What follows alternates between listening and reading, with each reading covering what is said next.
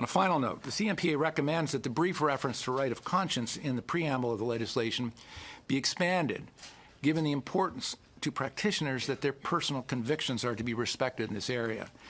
Consideration might be given to including in the preamble to Bill C14 language to the effect that nothing in the Act compels healthcare providers to provide MAID. To Mr. Stern, in your opinion, does Bill C14 respect the conscience rights of healthcare practitioners who do not want to participate in medical assistance in dying? I think it does so, but perhaps not as strongly as we would like it to. And I made suggestions about adding some wording in the preamble. As I understand it, I'm not a lawyer, I'm a physician, that adding it in the preamble sets the context and sets the tone of the law.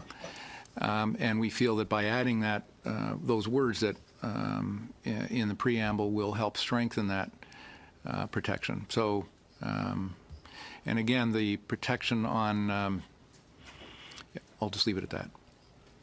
I think sometimes when we're talking about conscious protection, we tend to focus on whether people want to be involved in the act of hastening death itself. And there's a very important concern about conscience for making an effective referral that isn't alluded to.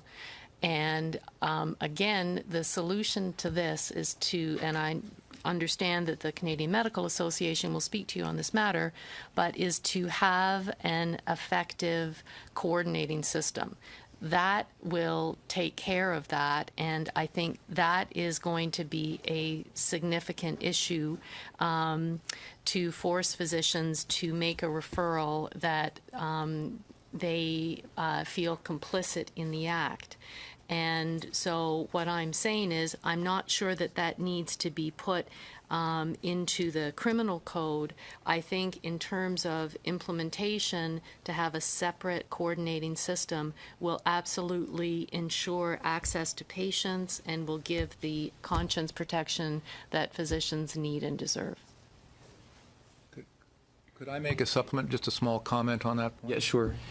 So in our submission to the Joint Parliamentary Committee, we recommended that the wording and the way it was drafted in Quebec, I think, would be a very useful addendum for this parliamentary committee. That would ease the concerns of those people that my colleague is concerned about, those that have even a difficulty referring, that the legislation in Quebec is very thoughtful on this matter. Quick question for Dr. Stern. You alluded to the need for conscience protections for physicians. What about for healthcare institutions? What are your comments on that? I know that in the Loyola decision, Chief Justice McLaughlin recognized that under Section 2 of the Charter, that the conscience rights of physicians and institutions are intertwined. Yeah, I run an organization that protects physicians. This is a most complicated area. I don't feel that I'm the right person to tell you what to do or give you advice on institutions. I used to run an institution. I no longer do that, and I can't help you on that one. And again, I would like to jump in here about talking about that's where the coordination system comes in.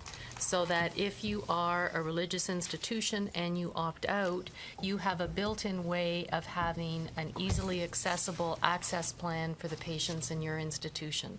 So if you set it up in that way, then you can accommodate a lot more people and beliefs.